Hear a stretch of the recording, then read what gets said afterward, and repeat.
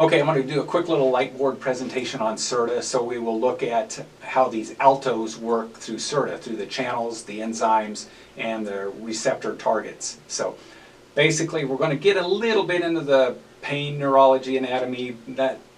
Don't worry on the specifics too much. So basically down here I'm going to draw, we'll call this the dorsal root.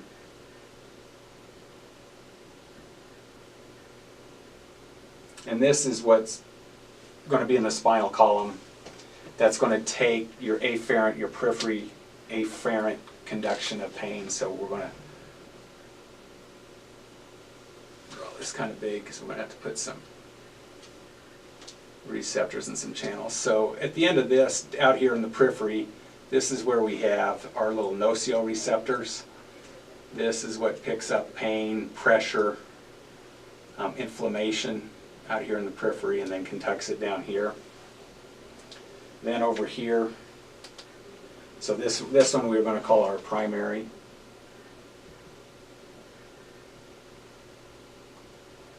And this is going to be our primary afferent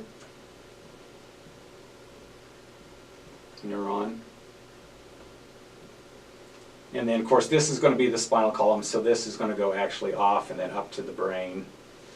Then down here, or over here, we're going to put, sorry I only have two colors, we're going to put our, this is going to be our descending root. This is going to be where we modulate the pain.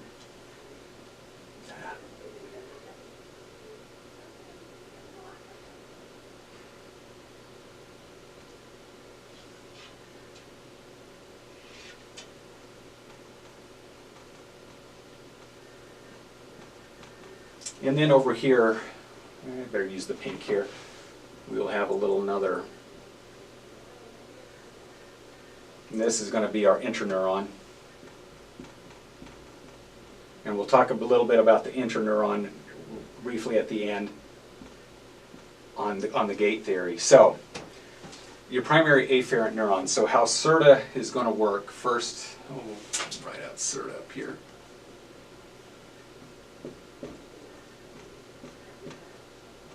So, first of all, enzymes. So our nociceptors out here, this is where our NSAIDs are going to work. Because we're going to block COX inhibit. We're going to block our COX 1 and 2.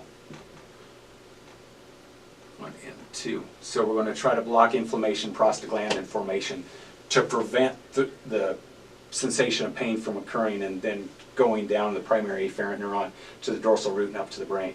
So if we can block it here first. So like I said, this is a multimodal approach. NSAIDs will come first. So then down here on the afferent nerve, we have different nerve channels. So we have calcium. Let's have calcium here. We have sodium channels. And then we have some receptors also. Cannabinoid. So here's probably where the theory behind some of our cannabinoids come. And I would imagine we'll see if this becomes more legal, socially acceptable over time, where there needs to be some more research on cannabinoids. Then coming from the descending root, where we get some modulation of the pain, here we got some norepi, and that corresponds, our norepi corresponds with our alpha-2. And then further on over here, we're going to have our 5-HTs, our serotonins, and then our 5-HT3s. So over here, and then I left the important one out. You'll have a receptor here. This will be, I'm going to write it on the outside, this will be your mu. You'll have your mu here, norepi here, and your 5-HT here. So your mu, right here, this is where the opiates work. And you also have a mu up here and a mu over here. And this is where opioids are going to work, right here in the mu. So you can see there's basically only two areas where the mu's work. Then over here on the interneuron, we're going to have another calcium, we're going to have another sodium, and we're going to have a mu. So each one has a mu. So the mu is associated with opioids. So when we give opioids, this is where it blocks the pain transmission in here. Calcium channel blockers right in here, or not calcium channel blockers, but a calcium channel, this is where our neurotins work. Sodium, sodium, actually that should be Na. Sodium will be down here also. This is where our lidocaine is going to work. It's likewise here from the primary afferent to our dorsal root. This is where lidocaine is going to work. Our neurotin is going to work here on our calcium cannabinoids here. 5-HT here, this is where we're going to get some of our receptors. The 5-HT, you're going to get your haldols, your zofrans, your Regulins will work here. Sometimes your promethazines will work here. So you can see with CERTA, when we give a little dose of each of these medications, we block the first impulse, and then we block it down here when it goes from the primary neuron to the dorsal root before it gets up to the brain, and then we can modulate it as it leaves the brain and comes back down the dorsal, or comes back down the spinal column. Also norepi, we can block that with some tricyclic antidepressants. Some of our SNRIs will block it here too.